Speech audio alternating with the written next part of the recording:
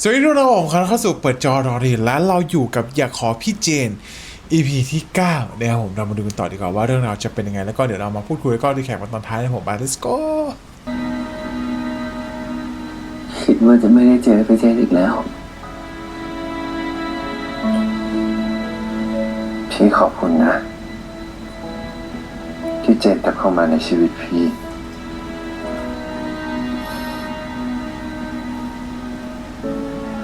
ขอบคุณที่ไม่ยอมแพ้กับคนแบบพี่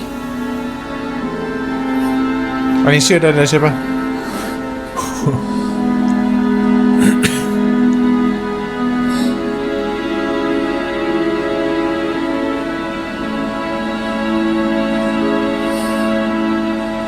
แต่พี่ยังปั้นไม่เสร็จเจนก็เข้ามาเห็นมันเสียก่อนอ๋อ that's why ใช่ปะ จริงๆแล้วห้องนี้พี่เอาไว้เข้ามาระลึกความทรงจำตอนที่พี่ไม่มีเจนอยู่นะมันก็พอให้พี่ช่วยแก้เหงาได้บ้าง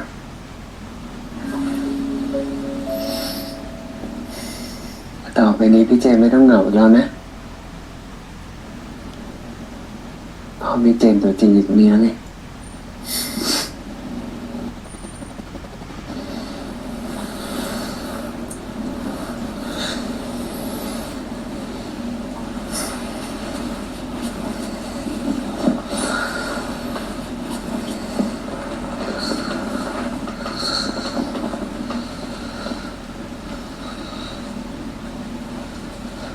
อ๋อซอย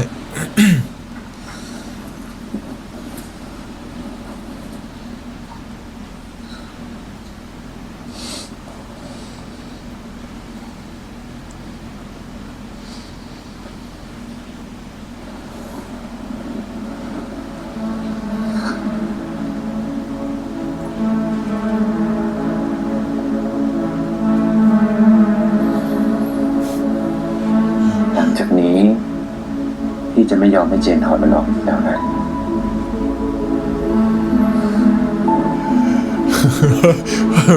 ในฐานะคนดูไม่มีความเชื่อใจอะไรใดๆทั้งสิ้น ขอบคุณนะครับ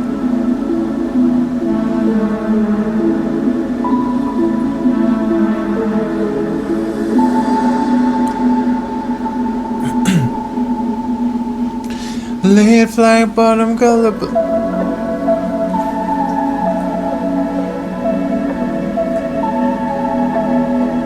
หวาย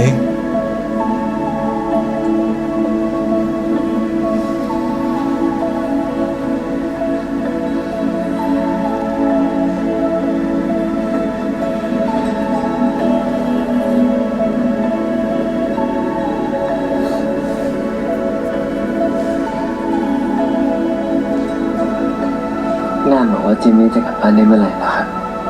พี่รามบอกว่าพรุ่งนี้เช้าขอตรวจร่างกายดูอีกรอบถ้าไม่มีอะไรพรุ่งนี้เจมี่น่าจะกลับมาพักที่บ้านได้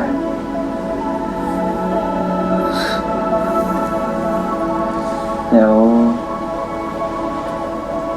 พ่อของพี่เจนล่ะครับท่านยังโกรธอยู่หรือเปล่า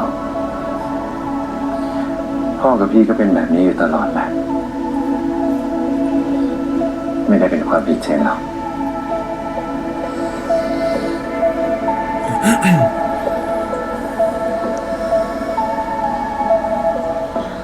สำหรับเขาทุกอย่างคือการลงทุน แม้แต่กับครอบครัวหรือลูกถ้าวันนี้ท่านก็ดูรักและเป็นห่วงเจมี่มากเลยนะครับ แต่กับพี่เจนนะ มันไม่ใช่ความรัก ความรักของพ่อแม่ไม่ได้ต้องการอะไรตอบแทน เขาแค่กลัวว่าทุกอย่างที่เขาลงทุนไปกับเจมี่จะสูญเปล่าต่างหากถึงพ่อจะทำเหมือนรักเจมี่มาก แต่เขาก็ไม่เคยให้เวลากับเจมี่เลย อ๋อมันเลยทำให้ลูกคนโตคิดแบบนี้เนาะ ส่วนแม่ที่เป็นคนอเมริกันพ่อเอาเจมี่มาฝากก็หายตัวไปไม่กลับมาอีกเลย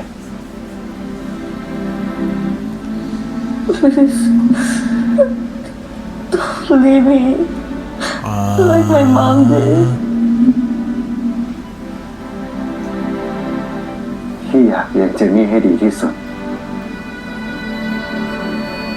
ไม่อยากให้เขารู้สึกว่าเขาขาดอะไรไป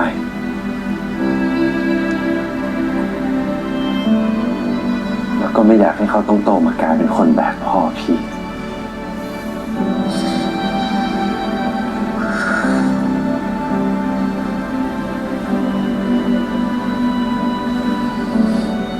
เทน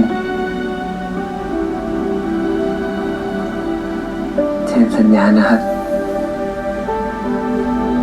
ว่าเจนจะช่วยดูแลจิมมี่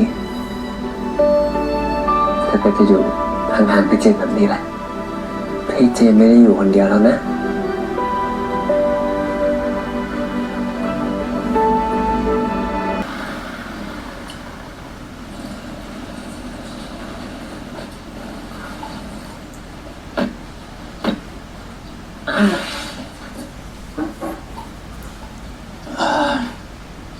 ป้า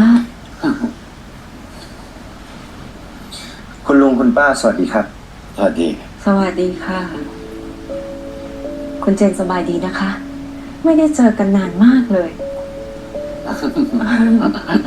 เนี่ยมาได้เวลาพอดีเลยจะไปกินข้าวกัน มาเขาทำไว้เยอะเลยนะ ขอบคุณครับ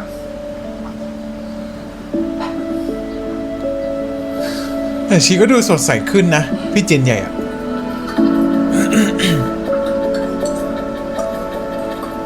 ขอบคุณคุณเจนมากนะครับ ที่ช่วยดูแลเจ้าเจนมัน ตอนที่ผมได้ยินว่าเจ้าเจนไปสมัครงานที่บริษัทเนี้ยพอมารู้ที่หลังว่าเป็นบริษัทของคุณเจนเนี่ย ผมก็ตกใจมาก แต่ก็อุ่นใจนะครับ ที่ได้คุณเป็นเจ้านาย ไม่เป็นไรครับ ผมก็ต้องดูแลเจนเป็นพิเศษอยู่แล้ว หรือว่าเฮียเจนกับพี่เจนใหญ่เนี่ยกลับมาคบกันแล้วเหรอครับ เออเดี๋ยวเลยอะ ใช่ครับ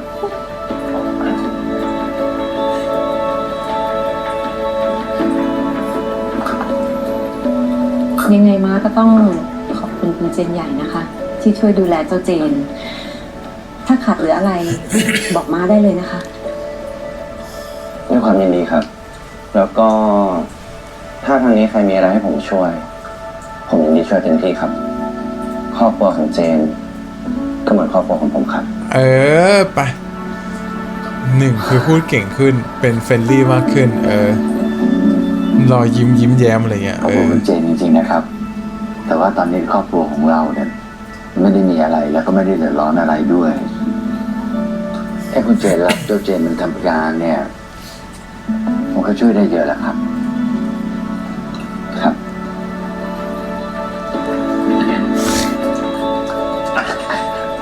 ให้กินกุ้ง2 ตัวเลย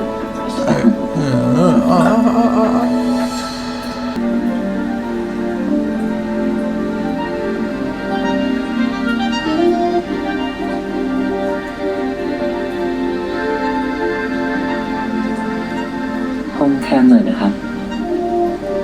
แจ้งกับห้องพี่เจนไม่ได้หรอก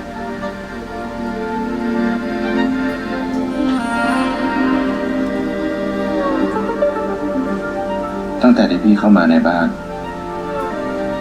ยังไม่เห็นรูปพี่เจนวาดเลย เจนเลิกวาดรูปไปแล้วจริงๆเจนล้มเลิกความฝันที่จะเป็นนักวาดไปแล้ว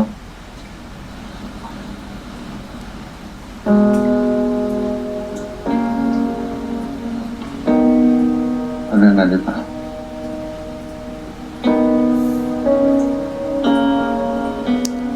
วันนั้นเจนคิดว่าจะส่งประกวด แต่พอเกิดเรื่องนั้น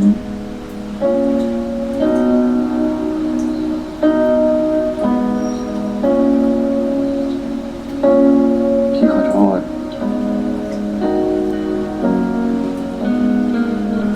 เพราะเจนเป็นพี่ชายเหรอ ถึงต้องเสียสละขนาดนั้น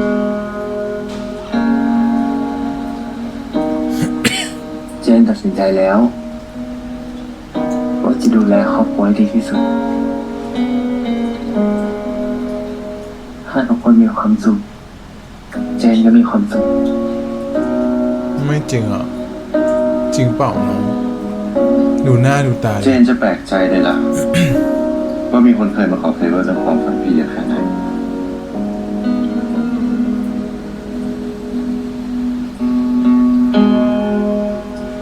ไม่รู้เหมือนกันนะ เจนเองก็นึกภาพไม่ออกว่าคนแบบไหนจะขอเฟเวอร์เรื่องความฝัน เพราะการที่ได้ทำความฝันให้สำเร็จได้ด้วยตัวเอง มันถึงจะทำให้ความฝันมีคุณค่าไม่ใช่หรอ แต่เจ็ดไม่ได้ขอใช่ปะ คนที่คิดแบบเจนคงมีอยู่ไม่มากนะหรอครับและการให้เฟเวอร์มีความฝันของพี่เจนไหม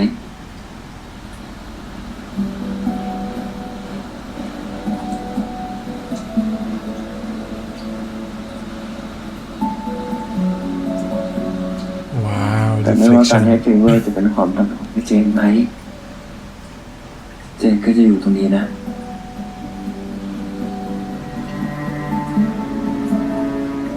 ไม่ว่าพี่จะทำอะไร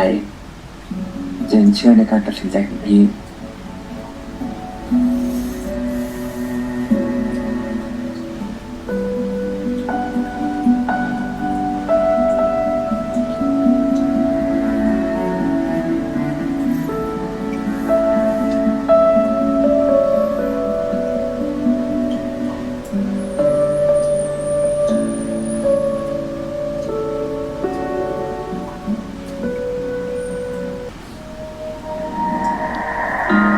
ว้าว กลับมาวาดรูปแล้ว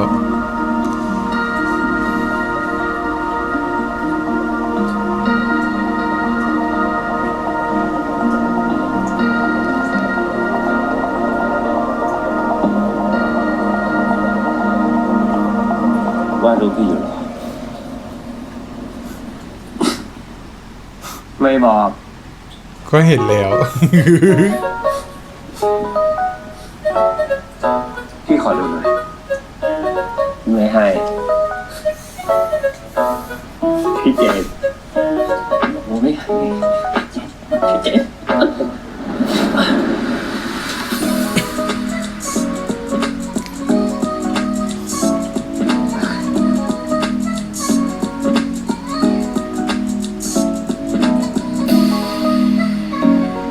โอ้ยน่ารัก เจน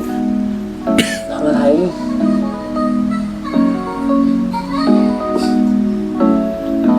ไม่มีคนมาใช่ไหม ทำอะไร เขาไม่ชินเลยเขาอ่านกันเลยกูกลัวมากเลยตอนเนี้ยปล่อยใจเนาะปล่อยใจปล่อยจอย เจพี โอ้ย เจนี่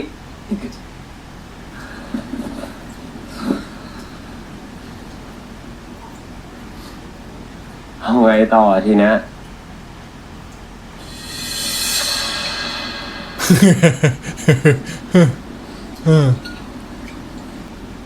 เจมี่คือพี่มีเรื่องจะบอก เจพีกับริวเจนกำลังคบกันใช่ไหม อุ้ยรู้ด้วยว่ากลับมาคบกันว่ะ ใช่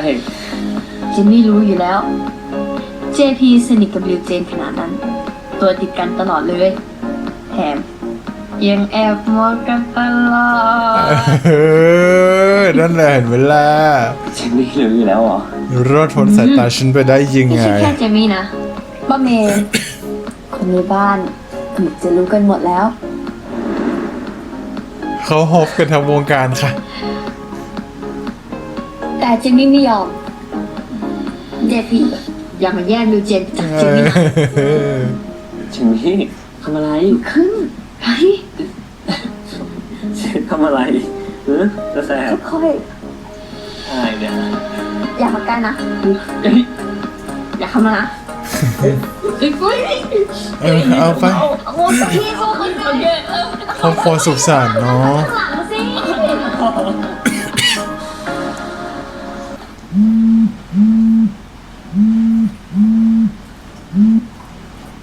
ลโหลจีนว่าไงเฮ้ย จริงปะเนี่ย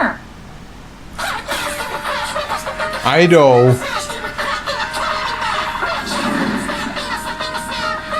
กูได้ไงวะ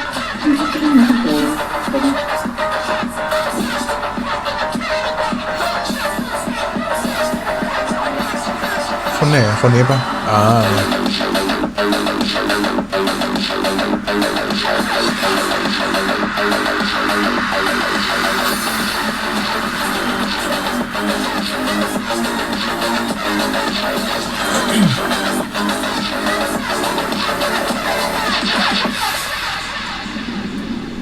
และถึงเวลาสำคัญแล้วนะคะ น้องๆ เตรียมพร้อมนะคะ และคนสุดท้ายที่ผ่านเข้ารอบ คุณเจตนิน หมายเลข 067 ค่ะ 6 7 รอดเลยรอดผมมากเลยมันจะติดเนี่ย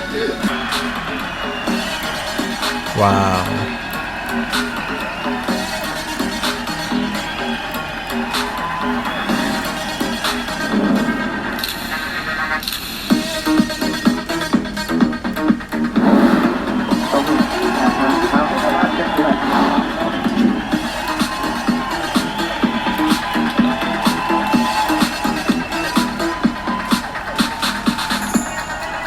มาไกลไหมครับเนี่ย มาไกลนิดนึงค่ะ พี่หนูเล่นมุกนิดนึงได้ไหม ครับผม อันนี้พี่ชื่ออะไรนะคะ ชื่อเจดครับ อ้าวพี่ไม่ได้ชื่อที่รักเหรอ เอ้าแล้วเราไม่ได้ชื่อที่รักเหรอนี่ผมมาไกลมากเลยพี่ขอบคุณมากเลยนะครับติดตามพี่มานานมากแล้ว เมื่อวานไปหาหมอมาด้วยอะหมอบอกว่าเป็นโรคไต เอ้าผมเป็นลูกไก่ครับ ไปหาหัวจามตามหาหัวใจอะ เอ้า บุกมาในท้องเรา มาทำไรอ่ะ ม้าก็ถ่ายรูปเอาไว้ไปอวดเพื่อนม้าไงเฮียเจดเขาเป็นไอดอลแล้ว เจนนี่มันก็เก่งจริงๆเลยนะเพราะฉันไม่ผ่านตั้งหลายหนละแต่มันก็สู้ไม่ถอยจนได้เป็นไอดอลสมใจจริง นะป๋าดีใจแทนเจดเลยเนาะ หนูว่างั้นเดี๋ยวอีกแป๊บเดียวนะ จีนก็ดังกว่าเพเจแล้ว ม้า ไอ ไม่ ดอล เคยสงสัยอะไรในตัวเฮียเจดเลย ไม่นานมานี้มาเพิ่งบอกเองว่าให้เขามาทำงานที่ร้าน เรานี่ ดูสิตอนนี้เขาได้ดีแล้ว ผมขออนุญาตพาเจนไปเที่ยวทะเลด้วยกันได้ไหมครับ โอ้โหนึกว่าเรื่องอะไร ได้สิคะโตแล้ว ไม่ต้องมาขออนุญาตป้ากับม้าก็ได้ค่ะ น่า ๆ รั ไป ก เลยไปเที่ยวกัน เฮียเนี่ยโชคดีเนาะอยู่เฉยๆก็ได้ไปบ้านพักริมทะเลแล้ว ไม่ใช่ครับ ไปไหนอ่ะ ต่างประเทศเหรอ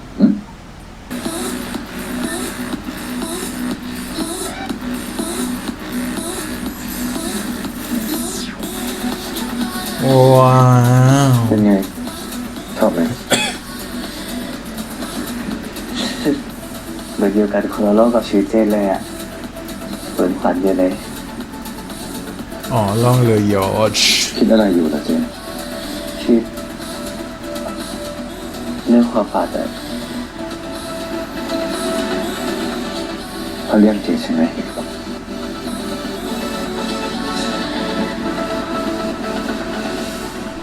ดีใจกับเจนมันเนาะที่ฝันเป็นจริงสักที โอเค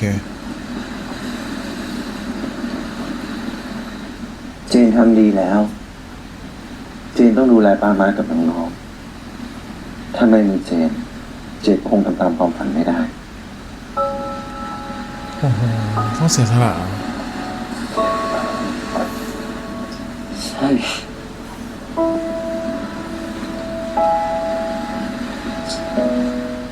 ตอนที่เจนเห็นเจนกับออดิชั่นตามที่เจนคอยส่งข่าวให้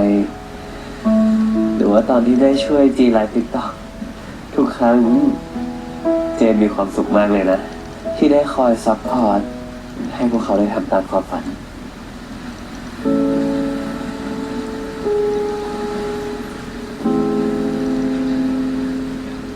เจนถึงไม่ชอบบอกคนอื่นตรงๆว่าอยากทำอะไรหรือไม่อยากทำอะไรพี่กับพี่เจนปฏิเสธได้เลย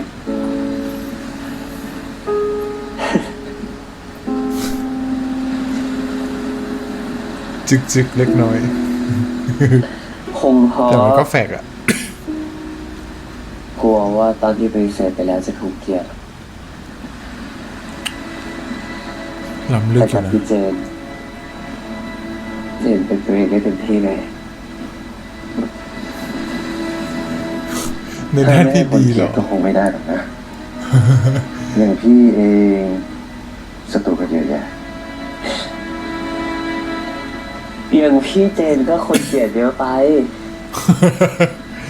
ทำให้คนรักมันก็ได้ นี่ไงมีคนรัก1 คนก็พอแล้วเนาะ น่ารักไหมล่ะ อ้าเฮ้ยแล้ว ข เรา อบคุณนะครับ ที่กลับมาอยู่กับเจน ไม่ตอบอ่ะ เราหายไปเลยอีกนะครับ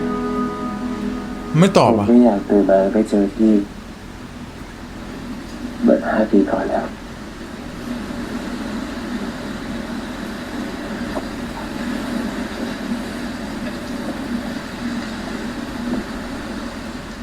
พี่ไม่ไปไหนแล้วครับ ว้ายพี่ไม่ไปไหนนะครับว่า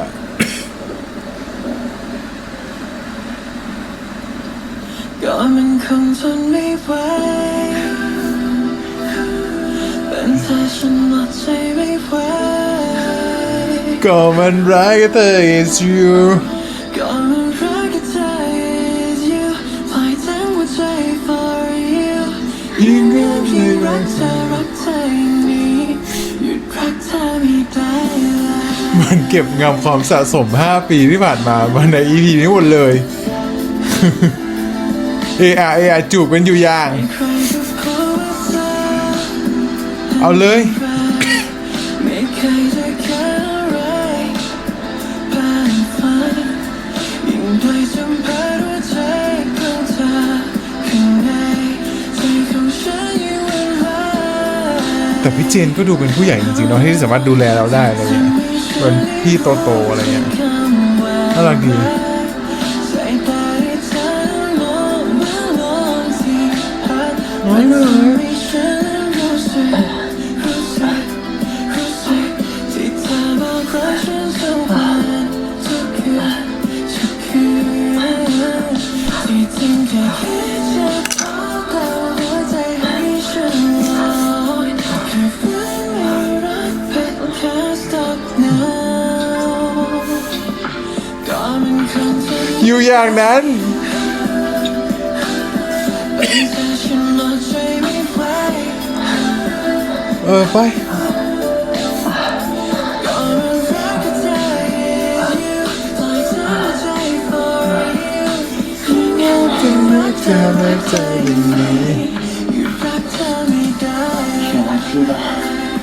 นี่ไงบอกหลักละ พี่รักเจนเหมือนกัน ไปให้มันคุ้มค่าการรอคอยเลยเนาะ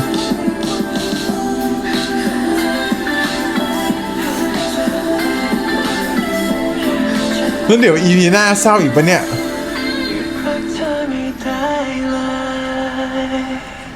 ยังไม่ครึ่งชั่วโมงเลยนี่คือเลิฟซีนเลยไปบ่อย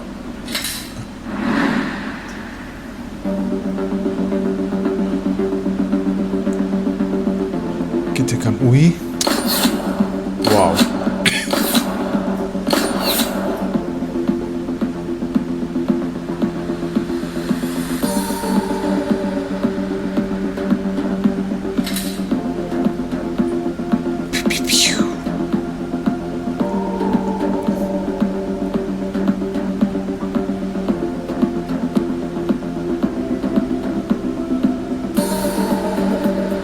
ว้าวช่วยประคอง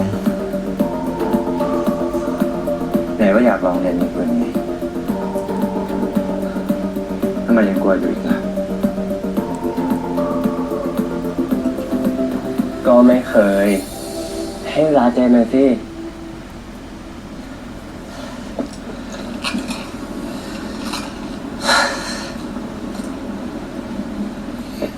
หายใจช้า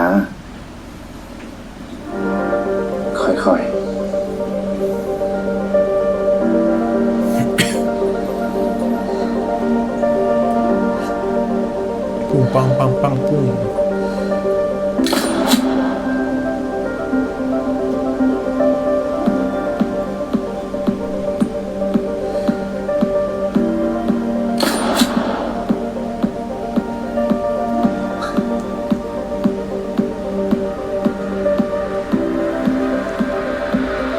มองแต่เป้าแต่คิดว่าจะยิงไม่โดนมั่นใจตลอดเข้าไปคิดซะว่าเหมือนเจนกำลังจะยิงจุดโทษฟุตบอลก็ได้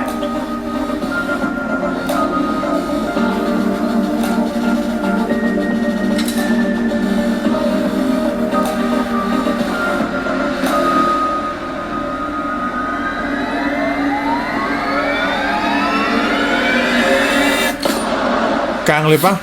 ปึ้งเย้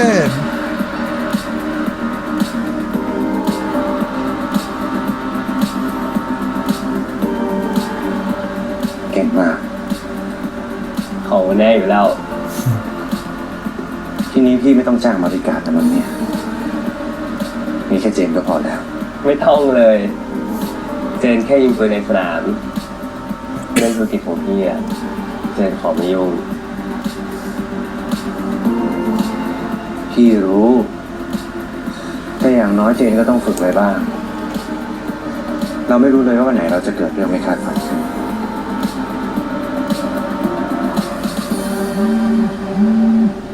มาแล้วเรื่องไม่คาดฝัน มาไวฉับพลัน ฮัลโหลไอจีน เฮีย ตอนนี้แค่เจ็ดมีภาพหลุดในโซเชียลเต็มไปหมดเลยอ่ะ ไอเจด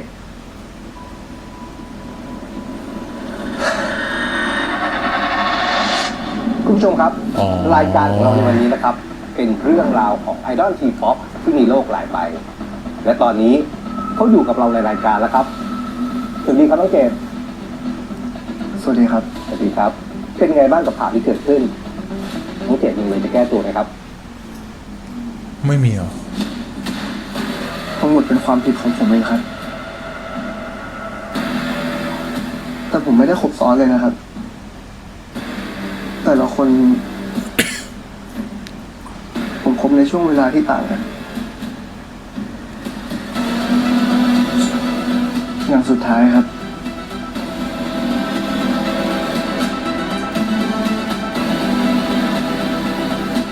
ผมขอโทษแฟนคลับทุกๆคนที่ติดตามผม รวมถึงครอบครัวผมด้วยนะครับ เอาละครับท่านผู้ชม และนี่ก็คือคำตอบของน้องเจดนะครับ ยังไงก็ฝากแฟนคลับนะครับ ให้กำลังใจน้องเจดด้วยนะครับ จากประเด็นที่เกิดขึ้นนะคะ ทางเราได้ปลดน้องเจดออกจากวงเรียบร้อยแล้วค่ะ แล้วงานสัญญาพรีเซนเตอร์ทั้งหมดก็ถูกยกเลิกไปด้วย เพราะว่าเกิดการละเมิดสัญญานะคะ ทำไมทำอะไรสิ้นคิดแบบนั้นนะเจดคบผู้หญิงทีอะคบซ้อน 4-5 คน มาเจดไม่ได้คบซ้อนนะมา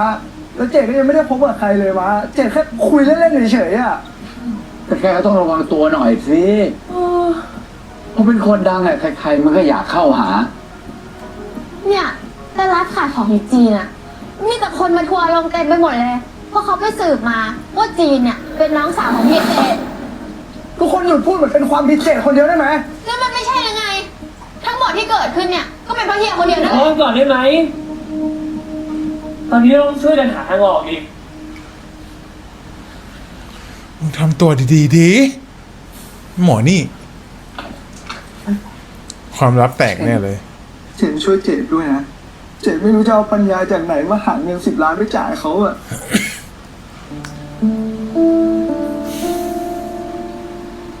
และเจดก็ไม่ยอมติดคุกด้วย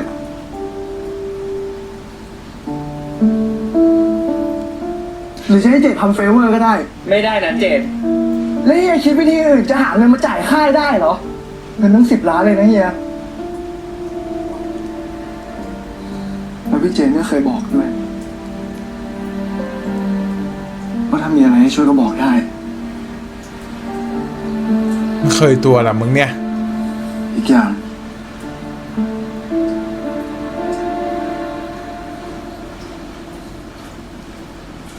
พี่เจนเป็นคนทำให้เจนเป็นไอดอลตั้งแต่ต้น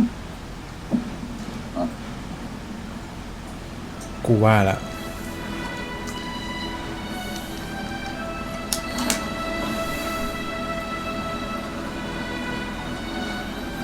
มีเรื่องอะไรกัน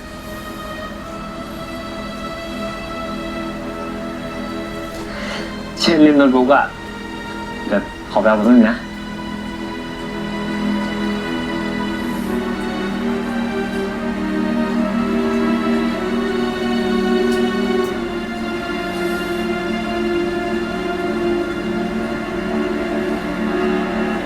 พี่เจนครับ อ้าวเจนมีอะไรเหรอ คือ ที่คนเขาพูดว่า พี่เจนเนี่ย ขออะไรก็ได้ เรื่องนี้มันจริงไหมครับ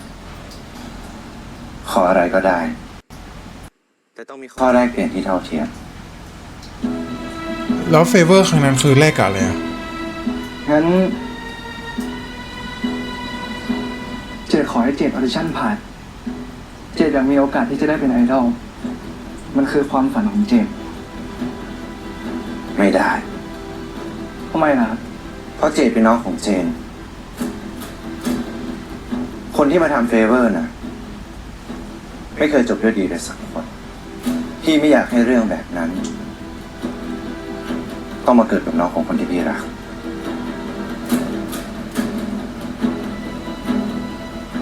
แต่เจดไม่อยากเป็นเหมือนเฮียเจนป้ากับม้าไม่เคยสนับสนุนความฝันของทุกลูกเลย แล้วดูสิเฮียเจนกลายเป็นคนแบบไหน เจนไม่อยากจบแบบเฮียเจนพี่เจนช่วยเจนหน่อยนะครับ เจนขอแค่โอกาส ขอแค่ให้ผมออดิชั่นผ่านก็พอ แล้วเดี๋ยวส่วนที่เหลือ ผมพยายามต่อเองครับ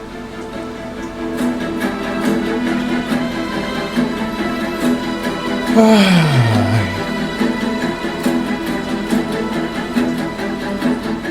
ตกลง ที่จะช่วย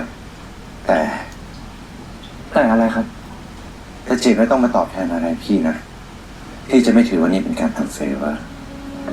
ช่วยเหลือ ที่พี่ช่วย เพราะอยากช่วยน้องของคนที่พี่รัก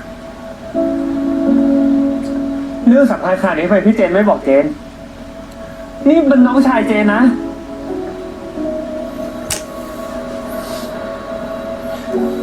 เจนขอพี่ไว้ไม่ให้บอกใคร หรือพี่ก็แค่ช่วยให้เจนได้เข้ารอบออดิชั่น ที่เหลือพี่ไม่เกี่ยวเลย เจนก็พิสูจน์ให้ทุกคนเห็นแล้ว ว่าเขาได้โอกาส เขาก็ทำได้ แล้วทำไมเรื่องมันถึงได้กลายเป็นแบบนี้อ่ะ ก็เจดอยากทำตามความฝันของเจดอะเจดผิดตรงไหน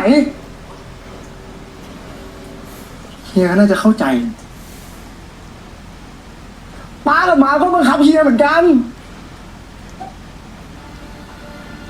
ใช่สิ เฮียมันเป็นขี้แพ้ไงแต่เจดไม่ยอมเป็นขี้แพ้แบบเฮียหรอก จะว่าเฮียเจนทำไม เฮียเขาเป็นคนช่วยเรานะ มีแต่เฮียนั่นแหละคอยก่อเรื่อง ไหนจะเรื่องพนันบอลอีก พนันบอล เรียบร้อยจบ อะไร พนันบอลอะไรจีน ก็ตอนมปลายอ่ะ เฮียเจดเขาติดหนี้พนันบอลค่ะ แล้วก็ต้องให้พี่เจดเขาไปคอยช่วย เจด คือมึงก็ไม่ได้ดีอยู่แล้วอะใช่ปะ ทำไมต้องมาติดพนันบอลแบบนี้ ก็เพราะเจดอยากเป็นอิสระจากป้ากับม้าไง หรอ ป้ากับม้าไม่เคยเข้าใจพวกเราเลย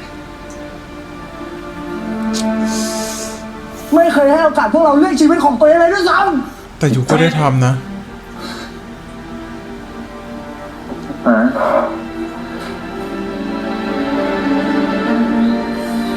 เชี่ยมันยังไงดีวะเนี่ย เดี๋ยวพี่จ่ายค่าเสียหาย10 ล้านบาทให้เจนเอง พี่เจนจะทำแบบนี้ พี่จะต้องช่วยเจนอีกสักกี่ครั้งอ่ะ งั้นพี่จะไม่ช่วยฟรี เฟเวอร์จบ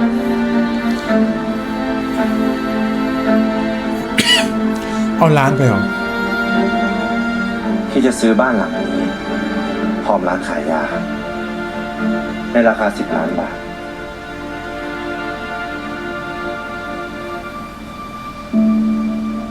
คนโอเคไหมครับ บ้านขายยาที่เปียกโอ๊ตสร้างมากับมือ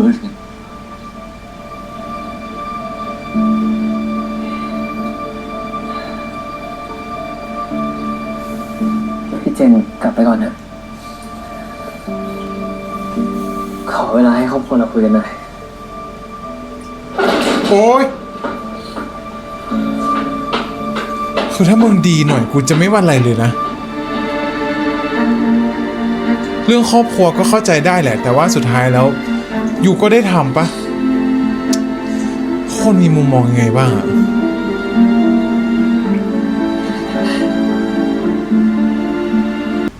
วันนี้ตอน10 โมงครึ่งมีประชุมพิกโปรเจกต์จากเวียดนาม ตอนบ่ายยังว่าง เอ้า อยากให้ผมลงตารางอะไรไว้ให้ไหมครับ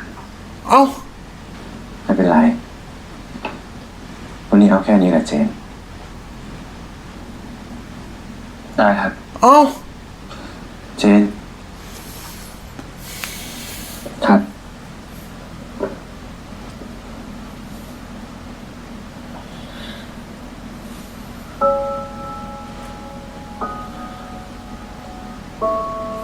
หน้าเจนดูซีดๆนะ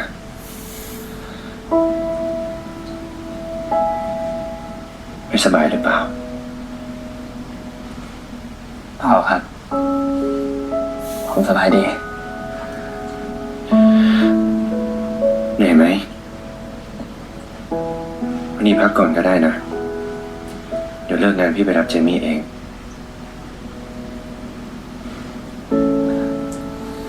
อะไรครับ ผมทำได้ เรื่องค่าเสียหายของเจ ให้พี่ ไม่เป็นไรครับ เจนช่วยมาเยอะมากแล้ว โอเค พี่ขอโทษ ไปในเวนี้เนาะโทษอะไร เจนยังโกรธพี่อยู่เหรอ โกรธเรื่องอะไรอะ เปล่าครับ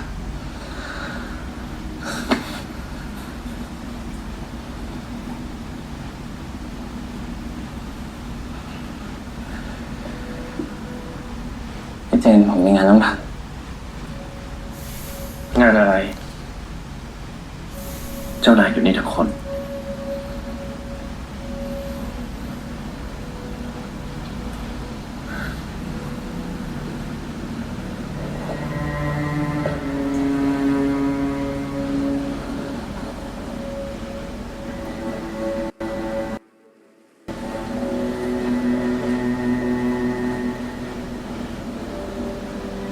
เจนปล่อย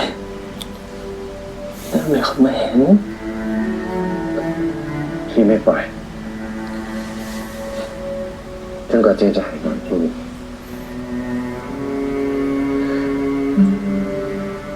เจนบอกว่าเจนไม่ได้งอน แล้วเป็นไร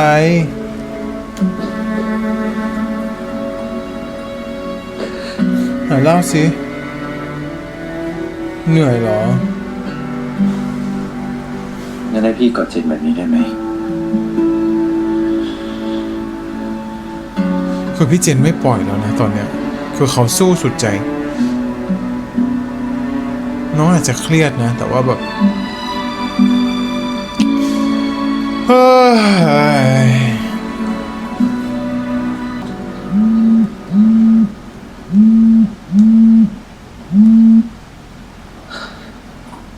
เรื่องเงิน10 ล้านจะเอายังไงเจด ขอเวลาหน่อยนะครับแต่ผมจะรีบหามาคืน ทางค่ายก็เสียหายหนักเหมือนกันนะเจดสปอนเซอร์เขาเรียกร้องค่าผิดสัญญามาแล้ว เงินก็ไม่ใช่น้อยๆถ้าเจดหามาไม่ได้พี่ก็คงต้องฟ้อง ทางเราขอโทษจริงๆนะคะ ไม่ฟ้องเจดได้ไหมคะ คือเงินมันเยอะขนาดนั้น ให้เวลาพวกเราหน่อยไม่ได้หรอคะ บางทีถ้าคุณแม่ดูแลลูกของคุณแม่ดีๆไม่ให้ก่อเรื่อง เราก็คงไม่มีปัญหาแบบนี้เกิดขึ้นตั้งแต่แรกหรอกค่ะ ยังไงก็ต้องหาเงินมาให้ทันก็แล้วกัน ไม่งั้นก็รอหมายสารได้เลย เฮ้ยทำไมพูดเนี้ย เดี๋ยวไลฟ์แฉให้หมดเลย จีน ดีงั้นก็ลองดูว่าสังคมจะเชื่อใคร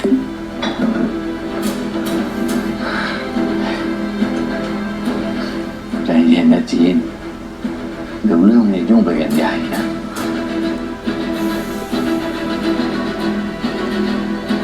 เจนว่าจะลองดูว่าพอจะขอยืมเงินจากใครได้บ้าง 10 ล้านนะ ไม่ได้จริงๆก็ ผมก็ขายบ้าน เจนว่าจะลองกู้นอกระบบดูอะ โอ้ แล้วเขาจะยอมใจเอา ไม่ได้นะเจนม้าไม่ยอมให้เจนไปกู้หนี้นอกระบบต่อให้เจนมีเงินเดือนพอจ่ายได้อะยังไงมันก็หาทางเอาเปรียบเจนอยู่ดีอะม้าไม่ยอมอะม้าไม่ให้ไปกู้อะเจน อ๋อโอเค ไม่เป็นไรหมาเจนไหว โอ้ย ม้าขอโทษนะ ขอโทษทำไมหมา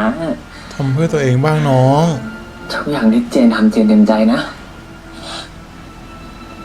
ถึงเจนจะไม่อยากติดคุกอะแต่ถ้ามันทำให้ทุกคนไม่ลำบาก เจนก็จะยอม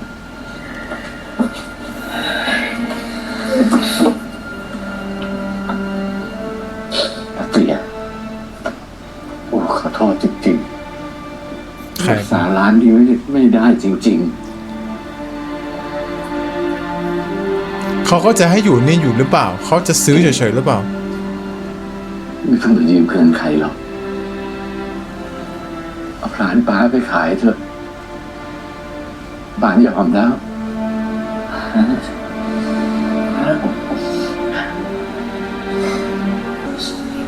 เรื่องเจดเป็นไงบ้าง มีอะไรที่ช่วยไหม ก็เรื่องเงิน10 ล้านนะคะ เจนขึ้นบ้านไปก่อนไป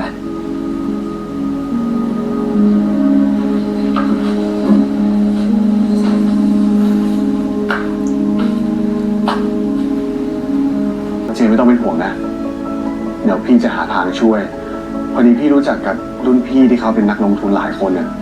เดี๋ยวพี่จะลองขอไปยืมเงินเขาให้ ไม่ได้นะพี่แดน เงินตั้ง10 ล้าน พี่จะมาเป็นหนี้แทนพวกเราทำไม ไม่เป็นไร พี่อยากช่วย ความรัก อย่าเลยพี่ ไม่ดีหรอก ขอบคุณนะครับ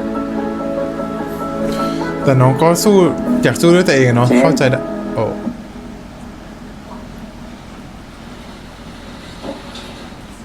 มึงยังกล้ามาเหยียบที่นี่อีกเหรอทำให้ครอบครัวเขาเดือดร้อนไม่พอเลยไง ทำไมกูจะมาที่นี่ไม่ได้ น้องเจนเป็นแฟนกู แล้วมึงล่ะ เกี่ยวอะไรด้วย เสนอหน้ามาทำไม พวกพี่ใจเย็นๆก่อนได้ไหม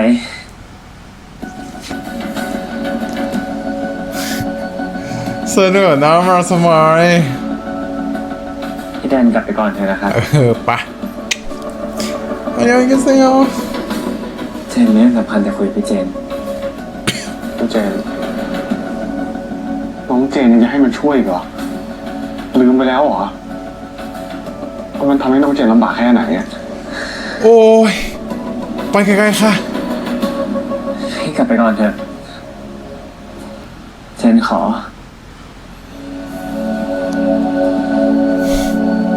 อย่างผู้ชนะ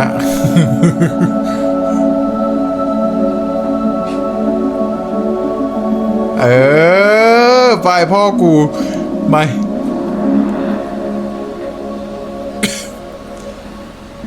อย่าแบกไว้คนเดียวอะพี่เจนพยายามจะบอกอะเนาะ เจนคุยกับครอบครัวแล้วนะเรื่องบ้าน อ๋อแสดงว่าตอนนั้นน้องน่าจะเครียดอะเนาะเลยไม่คุยกับพี่เจน พวกเราตัดสินใจว่าจะขายบ้านกับร้านให้พี่เจน ได้เลย เขาขอแค่ได้ช่วยอะพี่เจนไม่คิดเลย ให้ตอนนี้เลย เจนจะได้รีบเอาไปจ่ายให้ค่ายของเจน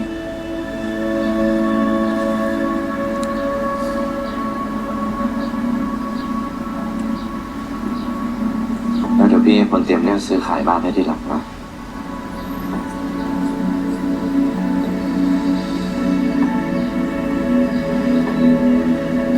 คุณนะครับ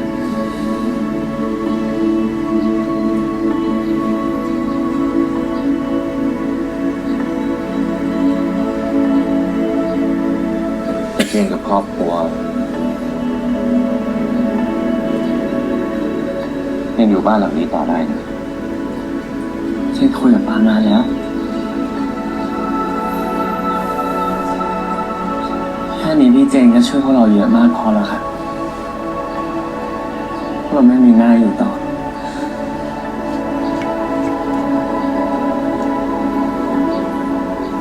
แต่ว่าพี่ก็ยังอยากจะช่วย เอาเป็นว่าตามนี้นะครับพี่เจน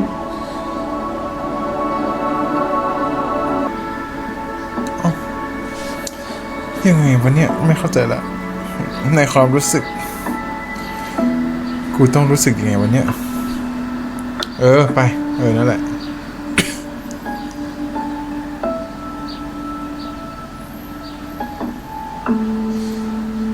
แล้วน้องจะไปไหนน้องจะไปจับพี่เจนอีกไหมคำถามมันมีมากมายอยู่ในหัวหมดเลยน้องก็ยังอยู่ที่เดิมใช่ไหมแต่แค่เปลี่ยนที่อยู่ไป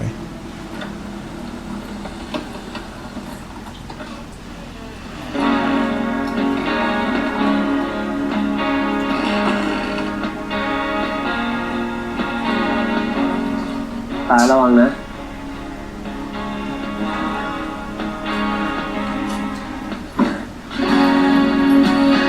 อ๋อก็แค่ย้ายที่อยู่เฉยๆเนาะ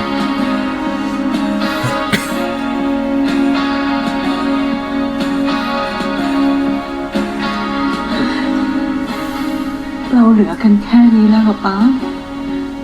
อยู่ๆไปอย่างนั้นก็ชินเองนะตอนหนุ่มสาวเราก็เคยลำบากกันมากกว่านี้ สู้กับสตั้งมันคงไม่เป็นไรนะ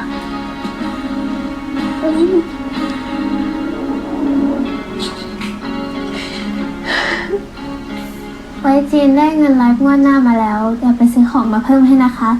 ป้ากับน้าจะได้ไม่ลำบาก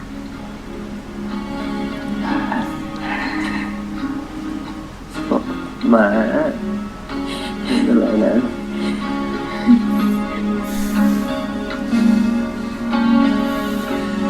เราจะผ่านเรื่องนี้กันไปได้นะทุกคน ตอนนี้ให้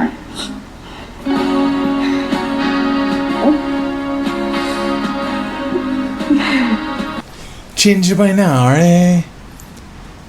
แต่จริงๆน้องเข้าใจความรู้สึกเนาะแหละว่าแบบน้อง เจ เก่ น ง จะก ใจ ลับไปนอนกับพ่อแม่จริงๆหรอ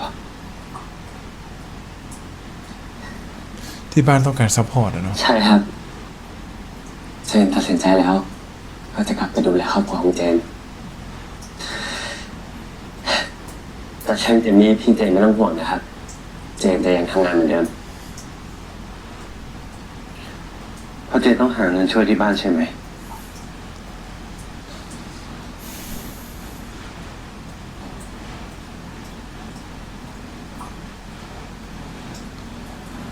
เจน พี่ขอโทษ พี่เข้าใจแล้วที่เจนเคยบอกพี่ ความฝัน ถ้ามันได้มาง่ายๆมันก็ไม่มีค่าอะไร เจนพูดถูกมาโดยตลอด พี่ผิดเอง ที่ให้ความฝันเจนแบบง่ายๆ เจนเลยรักษามันไว้ไม่ได้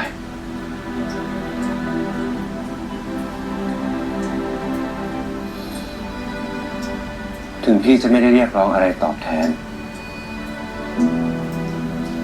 แต่สุดท้าย เจนก็ต้องชดเชยราคาของความฝันที่ได้มาง่ายเกินไปอยู่ดี แล้วมันทำให้ครอบครัวเจนต้องเดือดร้อนอีก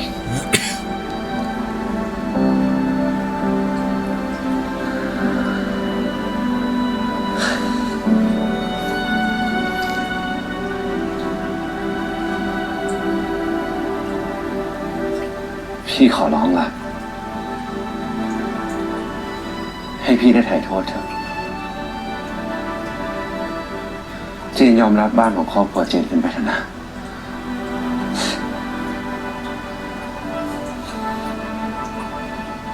เจนรู้แล้ว ถือว่าพี่สำนึกผิดแล้วจริงๆแต่เจนคงรับไว้ไม่ได้หรอกครับ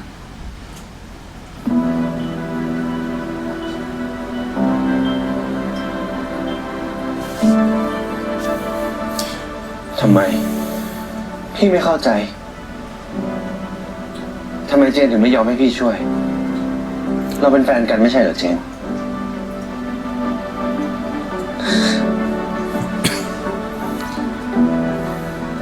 พี่ไม่เข้าใจจริงๆคนอื่นมาขอให้พี่ช่วยตั้งมากมายเราฟังก่อนเราฟังเหตุผลกัน คนที่พี่รักแต่ไม่ยอมให้พี่ช่วย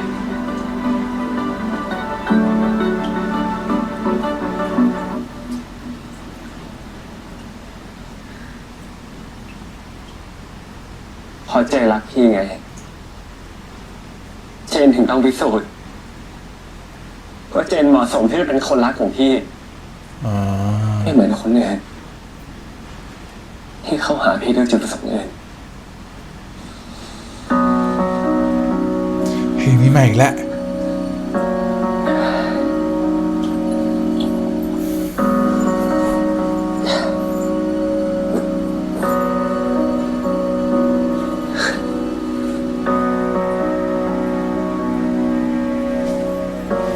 ให้เวลาเจนหน่อยนะครับพี่เจนอีก5 ปี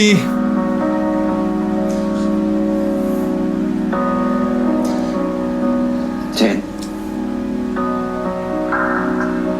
คือ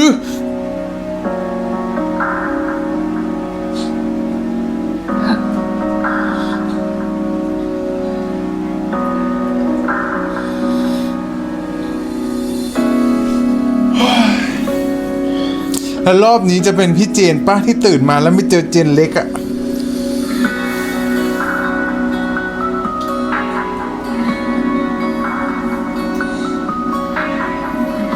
สัญญานะ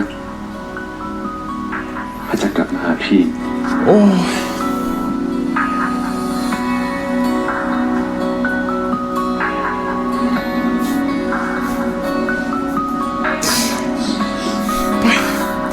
อยากทำอะไรทำ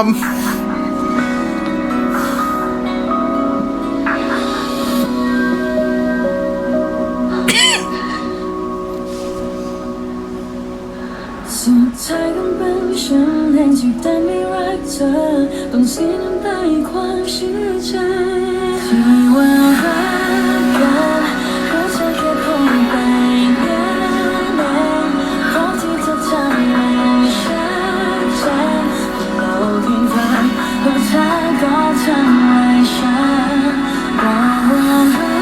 กกันแล้วก็ที่ฉัน โอ้มานี่มาพี่เจนมานี่ให้มันจบไม่ต้องรักกันแล้วพูดตรงๆกลับมาเจอกันทำไมวะ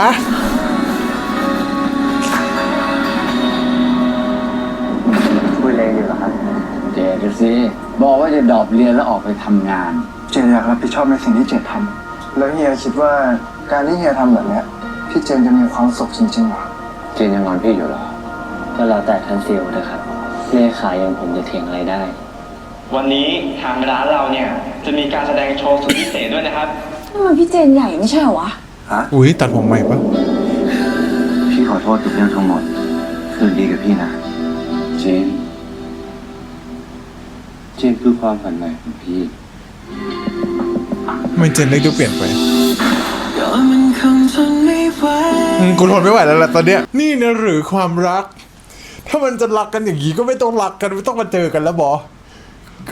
ให้มันจบไป5 ปีที่แล้วไทม์แบ็กไปได้ไหมกลับไปเรื่องเดิมได้ไหมหายไปจากกันให้มันจบไปปวดหัวเหลือเกินแต่ละเรื่องแต่ละราวที่มันเกิดขึ้น อะไรของพี่วะเนี่ยอย่าคิดนะตอนนี้กูไม่มีน้ำตาแล้วค่ะกูมีแต่ความโมโหคือเอาจริงๆทุกคนเราจะรักกันเพื่ออะไรปะถ้าเราเดี๋ยวรักเดี๋ยวหายเดี๋ยวห่างเดี๋ยวมีปัญหาเดี๋ยวนู่นนี่นั่นเราจะรักกันเพื่อไม่ต้องรักกันมากขนาดนั้นก็ได้พูดตรงๆรักแรกมันอาจจะลืมยากแต่มันก็ลืมได้แหละเราห่างกันมาตั้ง5 ปีแล้วเราทำใจได้แล้วก็กลับไปอยู่จุดนั้นไหมมันจะรักอะไรกันขนาดนั้นถ้ารักแล้วมันต้องเป็นแบบเนี้ย ปวดหัวกูจะบ้าตายคืออีพีนี้ผมพูดตรงๆว่ามันอื่นซึนมากผมรู้เลยว่าแบบรีแอคชั่นที่มันออกมาอาจจะดูไม่รู้เหมือนกันว่าแต่ผมรู้สึกว่ามันนิ่งมากเลยนะแต่จริงๆในหัวผมแบบมันมีความคิดหลากหลายอย่างมากเอ้ยมันเป็นยังไงต่อวะเรื่องนี้มันจะเป็นยังไงเฮ้ยเราควรต้องมองในมุมไหนวะเราเข้าใจเขาไหมหรือว่าเราต้องเข้าใจยังไงวะอันนี้เขาจะรักกันหรือยังอันนี้เขาโอ้ยมันเยอะมากทุกคนแต่เอาจริงๆพูดถึงตั้งแต่ต้นก่อนเลยคือจริงๆแล้วด้วยเนเจอร์ของอยากขอพี่เจนมันคือการที่เราแวงมาเยอะแล้วมันเหมือนกับว่ามันสร้าง culture ให้กับเราได้รู้สึกว่าแบบเรื่องนี้มันไม่น่าไว้ใจหรอกอย่าไปเชื่อคำหวานหรือว่าสิ่งหวานๆมันคือบอระเพ็ดลวงเราอะไรเงี้ยที่มันอาบน้ำพึ่งไว้อยู่แต่ EP นี้เนี่ยก็พยายามที่จะปล่อยนะเพราะแค่รู้สึกว่าแบบ EP ก่อนหน้านี้ผมเคยพูดไว้อยู่ว่ามันคือช่วงเวลาที่เขาอาจจะให้เราหวานบ้างอะไรเงี้ยก็หวานได้อะไรเงี้ยแล้วมันคือสิ่งที่เขาปลดปล่อยมาหมดเลยเนาะความรู้สึกทุกอย่างที่มันถูกปลดปล่อยออกมาถูกเผยออกมาให้เราได้เห็นว่าแบบโหมันคือความหุยหาซึ่งกันและกันมากๆเลย5ปีที่ผ่านมาเมื่อมันไม่มีกำแพงกั้นแล้วมันคือการปลดปล่อยความรู้สึกทุกอย่างออกไปแล้วเดี๋ยวก็จูบเดี๋ยวก็หอมเดี๋ยวก็กอดเดี๋ยวก็บอกรักกันเก็บรวบยอดทุก EP ที่ผ่านมาที่ไม่เคยได้ทำมาทำใน EP นี้หมดเลยให้ได้รู้ว่าเก็บไว้เอาไปตัดเป็นโมเมนต์เอาไปใส่เพลงเองแล้วก็ลืมทุกอย่างจำแค่อย่างนั้นก็ได้อย่างนี้บอคือหงุดหงิด แต่มันก็นั่นแหละมันก็คือความรู้สึกของการที่แบบว่าถึงแม้จะไม่ไว้ใจแต่ก็ไม่อยากให้มันเกิดเรื่องไม่ดีใช่ไหมเข้าใจป้าทุกคนคืออย่างน้อยถ้ามันมาในเวที่แบบว่าเขาก็หวานกันแต่ว่าในฐานะคนดูอย่างเราที่เราเจอความขมมาตลอดความบิดของเขามาตลอดเนี่ยแต่มันก็หวานไปเรื่อยๆมีความสุขแฮปปี้ไปเรื่อยๆสุดท้ายเรายังจะรู้สึกดีกว่าที่แบบผิดเพราะเราเองที่เราระแวงพวกเขาเกินไปเลยแต่ตอนนี้คือมันถูกถือยูคิดถูกแล้วมันเป็นอย่างนี้อะไรเงี้ยแล้วเรื่องแต่ละเรื่องที่มันเกิดผมรู้สึกว่าแบบมันมีแวบหนึ่งที่คิดว่าหนีไปไหมไปมีชีวิตที่เมืองใหม่เหอะเจนเล็กถ้าชีวิตที่มีตอนนี้มันจะแบบอะไรก็ไม่รู้อะไรเงี้ยคือแบบวุ่นวายมากเลยเนาะไม่แต่อันนี้ผมพูดตรงๆว่ามันมีหลายจุดมากที่ผมรู้สึกว่าแบบเจนเล็กกำลังคิดอะไรอยู่วะอะไรเงี้ยคือเอาจริงๆผมเข้าใจนะในมุมของการที่แบบว่าเจนเล็กอยากจะพิสูจน์ตัวเองเหมือนกันหรือว่าแบบคือในมุมของการที่แบบว่าโหเราเพิ่งพาคนนี้มาเยอะมากๆแล้วคนนี้ก็คือแบบถึงแม้เขาจะเต็มใจช่วยเรามากๆแต่เราก็ไม่อยากที่จะขอเขาแล้วอะไรแล้วแบบความช่วยเหลือแต่ละครั้งมันยิ่งใหญ่มากๆอันนี้เราเข้าใจได้เลยเว้ยแล้วเขาอาจจะกลัวว่าการไปเจอแบบอะไรเดิมๆเหมือนเดิมแบบว่าต้องไปทำเฟเวอร์กันอีกอะไรเงี้ยใดๆว่าใช่ปะความเกรงใจเนาะถ้าพูดกันง่ายๆแต่ผมก็สงสัยว่าแล้วที่ตึงๆใส่นี่คือยังไงคือทำใจไม่ได้ที่พี่เจนช่วยเจดเหรอแต่พี่เจนก็ช่วยเหลือเฉยๆนะแล้วก็พี่เจนก็อธิบายให้เห็นชัดเจนว่าเขาช่วยให้ติดออดิชั่นเฉยๆแต่สุดท้ายน้องก็ใช้ความสามารถของตัวเองอะไรใดๆว่ามันก็เลยแบบหรือว่าเป็นเพราะเราเองที่เรารู้สึกว่าการขอพี่เจนหรือการให้ของพี่เจนมันเป็นเรื่องธรรมดาแต่จริงๆมันก็มีประเด็นอีกประเด็นนึงของเจดอยู่เหมือนกันที่เราต้องพูดถึงใช่ปะแล้วทำไมเจนเล็กตึงวะทำไมเครียดวะหรือน้องเหนื่อยหรือน้องกำลังรู้สึกผิดรู้สึกแย่รู้สึกโอ๊ยไม่โอเคคือมันความรู้สึกประมาณว่าตอนนี้น้องไม่โอเคกับพี่เจนหรอหรือว่าน้องกำลังเครียดเรื่องที่บ้านว่าจะเอายังไงดีกับปัญหานี้มันอาจจะหนักมาเรื่องนี้เนาะแล้วก็อันที่3คือมันเหมือนกับว่ามันถูกตั้งโกไว้แล้วว่าแบบยังไงก็จะไม่ให้พี่เจนช่วยอะไรเงี้ยมันเป็นแบบนั้นเนาะแต่สุดท้ายมันอับจนหนทางจริงผมว่ามันคงเป็นความละอายใจเนาะมันคงรู้สึกว่าแบบโหขอให้คนนี้ช่วยอยู่ตลอดเลยจนที่แบบว่าถ้ามันเป็นเรื่องเล็กน้อยมันจะไม่เป็นไรเลยแต่นี่มันเป็นเรื่องใหญ่มากๆอะไรเงี้ยมันคงเป็นในเวนี้มากกว่าเนาะก็คงต้องเข้าใจได้แหละว่าในฐานะของคนที่แบบเราไม่เคยให้อะไรที่มันรู้สึกว่ามันเท่ากับคุณค่าที่เขาให้กับเรามาได้เลยอะไรเงี้ยในเจนเล็กเขาคงจะรู้สึกว่าแบบยังไงก็ตามมันก็เสียหลักเนาะเสียสูตรพอสมควรเรื่องที่เจอมันก็หนักอยู่พอสมควรอะไรเงี้ยแต่การจากลาจากพี่เจนมันก็จำเป็นเหรอคือเอาง่ายๆมันคือคำพูดที่เหมือนว่าแบบคล้ายๆกับเจนเล็กจะดูไม่เห็นแก่ตัวว่าแบบว่าทุกอย่างก็ทำให้มันเป็นเรื่องปกติไปพี่เจนใหญ่ช่วยก็ขอบคุณนะพี่ทุกอย่างก็อยู่เหมือนเดิมเลยสำหรับพี่เจนใหญ่พี่เจนใหญ่อาจจะไม่ได้มองว่าน้องมาเอาผลประโยชน์มาอะไรเงี้ยแต่พี่เจนใหญ่อยากจะช่วยจริงๆในเจตนาของเขาแต่ว่าของเจนเล็กคือเขาก็ไม่ได้อยากเป็นคนที่ดูเห็นแก่ตัวมากๆที่แบบว่าจะทำเหมือนเรื่องไม่มีอะไรก็อยู่เหมือนเกินขอบคุณนะที่รักที่ช่วยฉันอะไรเงี้ยมันไม่ได้เป็นแบบนั้นใช่ปะล่ะมันก็มีความเกรงใจอยู่ในตรงนั้นที่มันเกิดขึ้นมันคงเป็นความรู้สึกประมาณนี้เนาะถ้าเราจะมาแกะความรู้สึกต่างๆที่มันเกิดขึ้นอะไรเงี้ยมันเลยกลายเป็นว่าณตอนนี้เนี่ยน้องอาจจะต้องถอยมาเพราะว่าน้องต้องมาฟื้นฟูครอบครัวของตัวเองอยู่อะไรเงี้ยแต่ก็ต้องห่างจากพี่เจนเหรอมันแยกเรื่องความรักกับการช่วยเหลือออกจากกันคงไม่ได้อะไรอย่างนี้หรือเปล่าเนาะมันก็เลยกลายเป็นว่าการไปต่อมันก็อยากเครียดว่ะคือทางที่ดีคือไม่ต้องทำอะไรเลย ไม่ต้องกลับมาเจอกันด้วย คือผมเครียดแล้วผมไม่อยากเชียร์อัพแล้วผมไม่อยากพูดแล้วว่าอยากให้เขารักกันอะไรอย่างเงี้ยถ้าอยากจากกันไปก็ไปกันเถอะถ้ามันจบแค่นี้แหละมันเป็นตอนจบตั้งแต่ EP 6 แล้วป่ะ ทุกคนเป็นยังไงบ้างผมไม่ไหวแล้วแต่มาพูดถึงเรื่องนี้ก่อนดีกว่าที่มันคาใจมากเอาจริงๆพูดเรื่องครอบครัวของเจนเล็กอะมันเป็นเรื่องที่แบบโหผมไม่รู้นะว่ามันยังไงบ้างเนาะคือมันหลายประเด็นมาก